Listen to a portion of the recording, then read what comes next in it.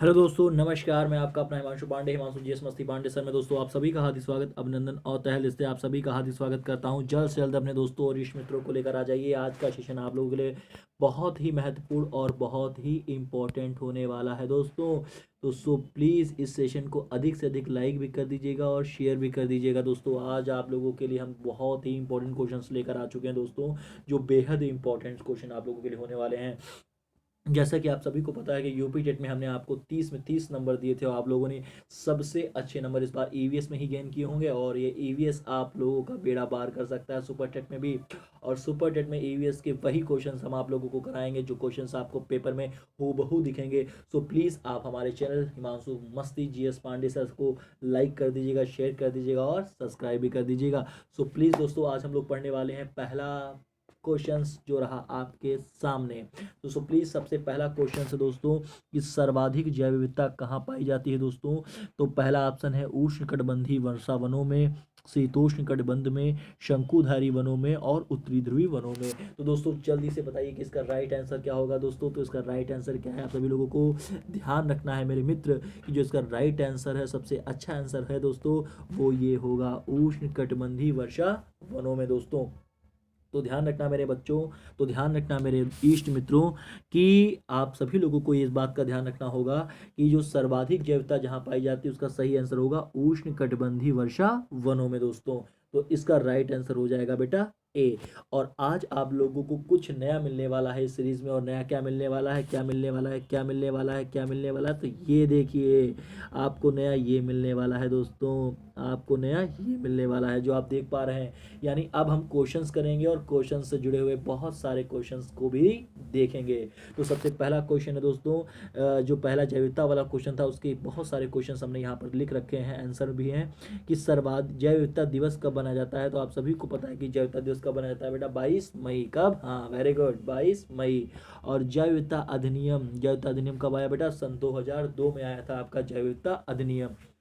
और सर्वाधिक जैव विविधता वाला राज्य कौन है? तो सर्वाधिक जैव विविधता वाला राज्य बेटा केरल है। कौन सा है? केरल है। सर्वाधिक जैव विविधता वाला राज्य कौन सा बेटा है? तो सर्वाधिक जैव विविधता वाला जो राज्य है आपका वो केरला है बेटा। बहुत बढ़िया, सभी के बिल्कुल राइट आंसर आ रहे हैं। बहुत बढ़िया दोस्तों, ऐसे ही लगातार मेहनत करते रहिए आप सभी लोग। और दूसरी बात आप लोग ये भी ध्यान रखना बेटा कि केरल में एक घाटी है। कौन सी घाटी है बेटा? शांत घाटी है। कौन सी घाटी है? शांत घाटी है।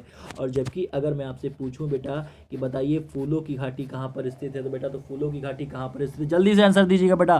फूलों की घाटी कहाँ पर स्थित है बेटा? तो आप सभी लोगों को पता है कि जो फूलों की घाटी है वह उत्तराखंड में स्थित है।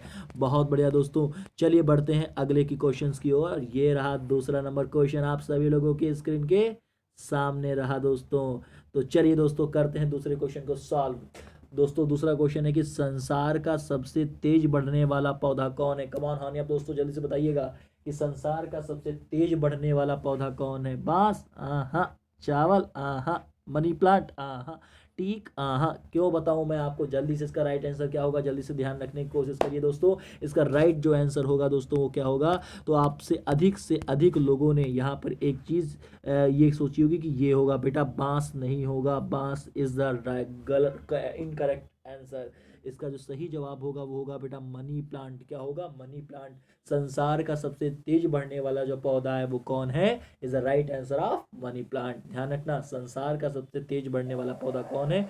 Money plant. और दूसरी बात ये ध्यान रखना कि यहाँ पे लिखा है बांस, और बांस बेटा क्या है? तो ध्यान रखना बेटा बांस क्या है, तो बांस एक घास है। बांस क्या है? घास है। बांस को जो है पेड़ और वृक्ष की श्रेणी में ना रखकर इसको घास की श्रेणी में रखा गया है बेटा।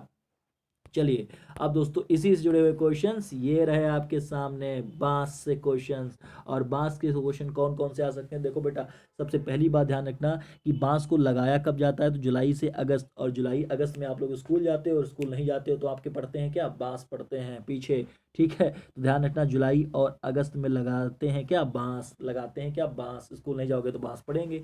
और समय क्या है? 5 से 6 साल। 5 से 6 साल मतलब समय क्या है? 5 से 6। ध्यान रखना 5 से 6 बजे उठना पड़ेगा। अगर 5 और 6 बजे नहीं उठोगे तो जुलाई माह में पढ़ेंगे आपको क्या? बांस पढ़ेंगे। और ध्यान रखना कटाई का समय क्या होता है? अक्टूबर से दिसंबर। और सभी आपको पता है कि आपका रिजल्ट कब आता है, आपकी कटाई कब होगी, छटाई कब होगी?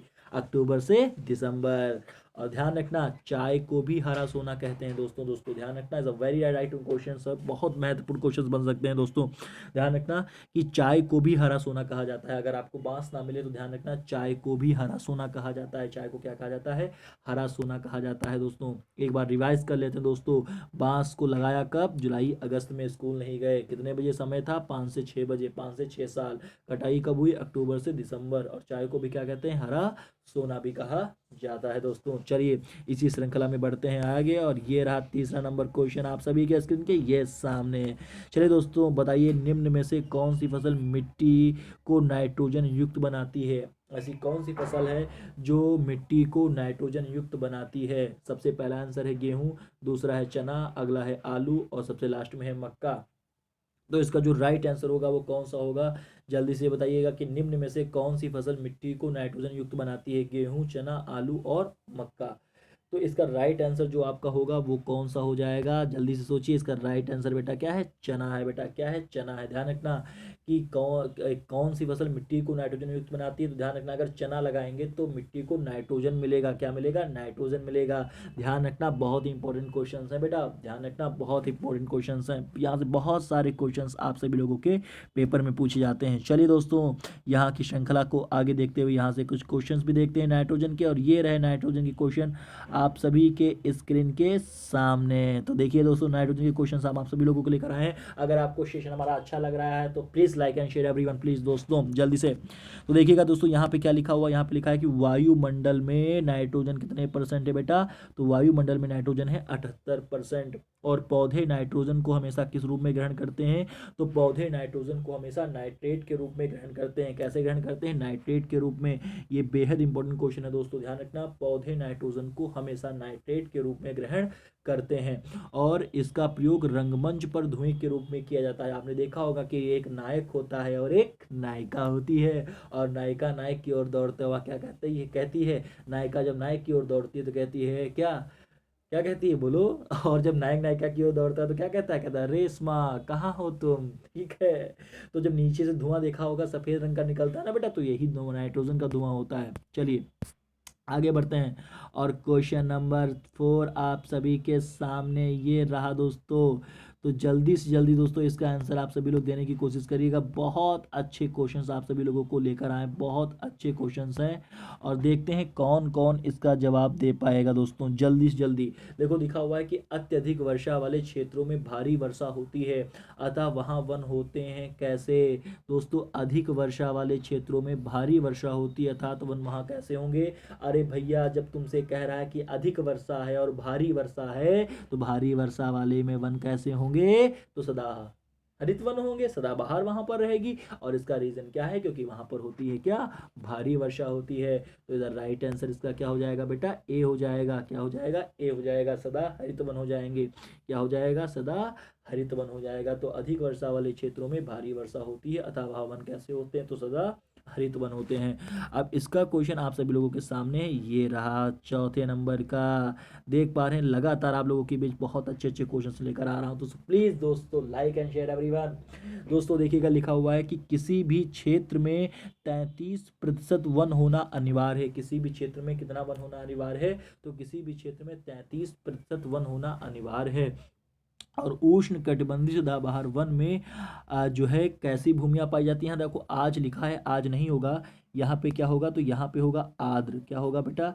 यहाँ पे होगा आर्द्र। क्या होगा? आर्द्र भूमियां सर्वाधिक पाई जाती हैं, क्योंकि बेटा देखो, जो उष्णकटिबंधीय क्षेत्र होगा वहाँ पे सदाबहार होगी, और सदाबहार होगी तो वहाँ भारी वर्षा होगी, और भारी वर्षा होगी तो वहाँ की भूमि कैसी होगी? आर्द्र होगी। तो अगर पूछा जाए कि आर्द्र भूमियां सर्वाधिक कहाँ पाई जाती हैं, किन क्षेत्रों में, तो हमेशा राइट आंसर लगाओगे उष्णकटिबंधीय सदाबहार वन में। तो आइए इसका रिवीजन कर लेते हैं दोस्तों। पहला क्वेश्चन है किसी भी क्षेत्र में कितने % वन होना अनिवार्य है? 33%। और दूसरा है कि उष्णकटिबंधीय सदाबहार वन में कैसी भूमियां पाई जाती हैं? तो राइट आंसर आर्द्र भूमियां। वेटलैंड डे कब बनाया जाता है बेटा?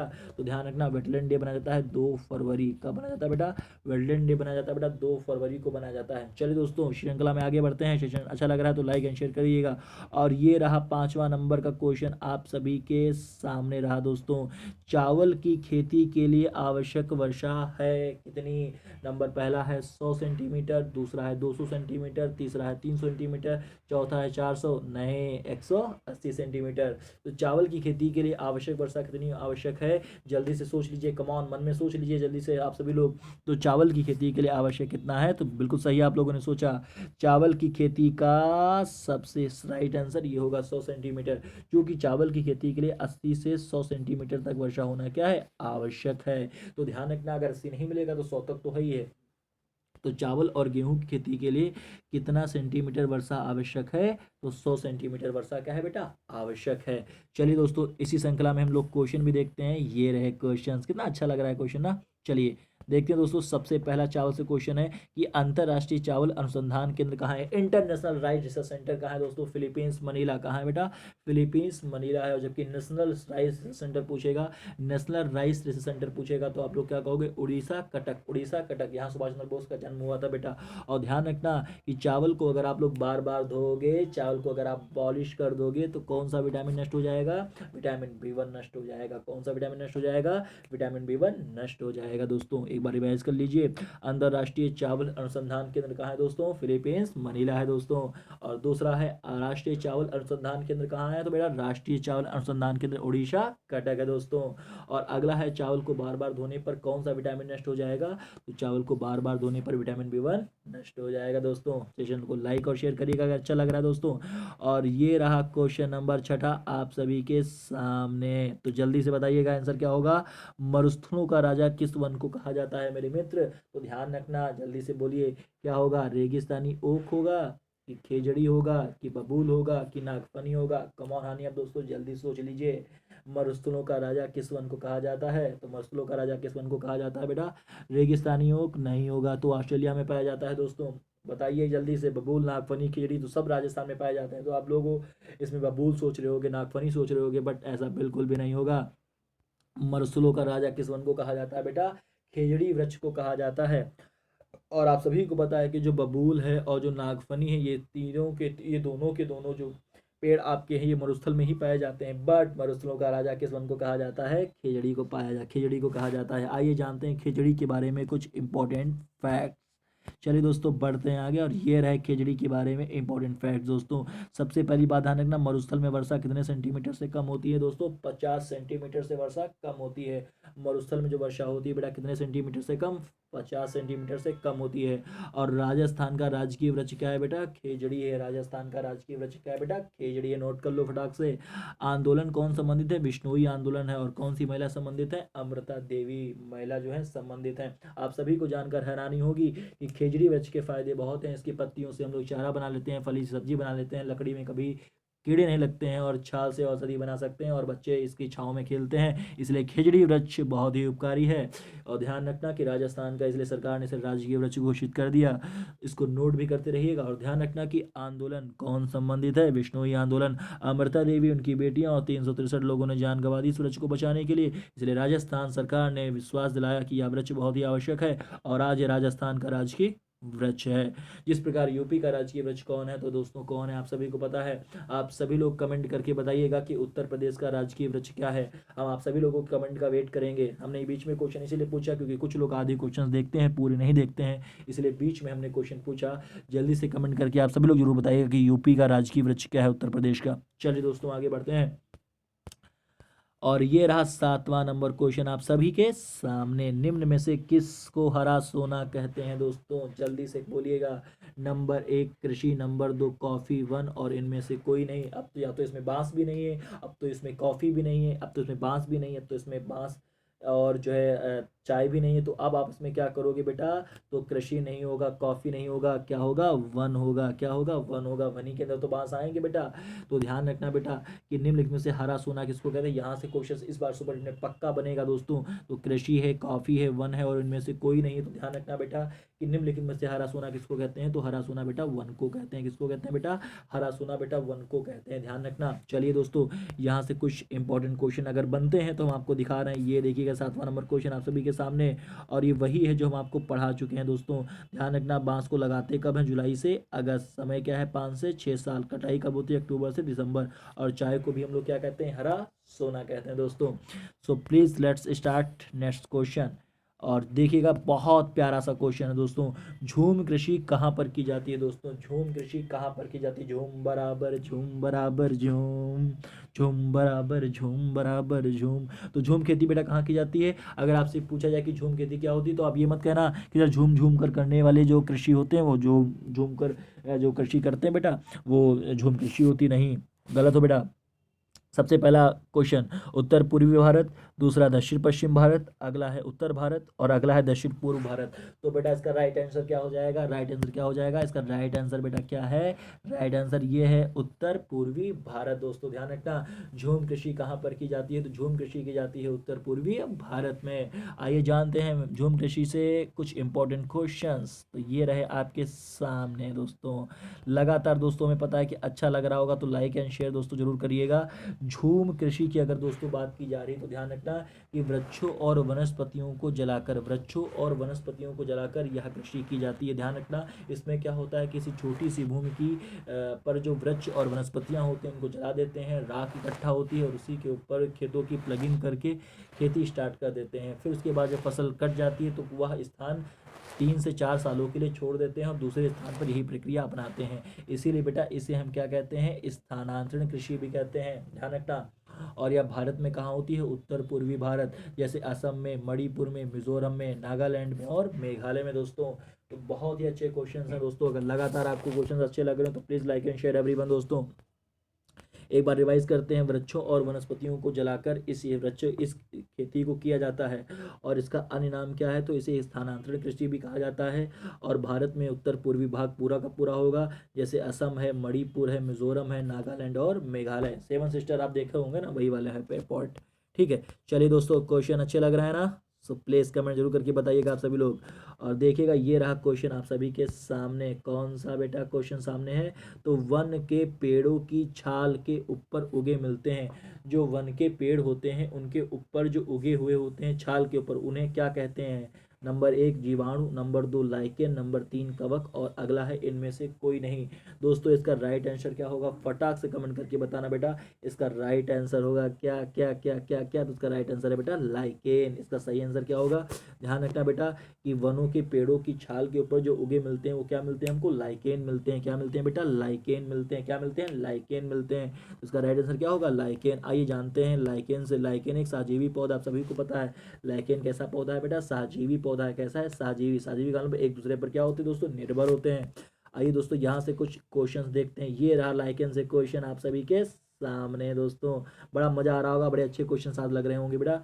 और ध्यान रखना लाइकेन से क्वेश्चन बहुत बनते हैं। ध्यान रखना लाइकेन जो है वायु प्रदूषण के सूचक होते हैं। अगर आपसे पूछा जाए कि वायु प्रदूषण का सूचक किसे कहा जाता है बेटा, तो ध्यान रखना वायु प्रदूषण का सूचक कहा जाता है लाइकेन को।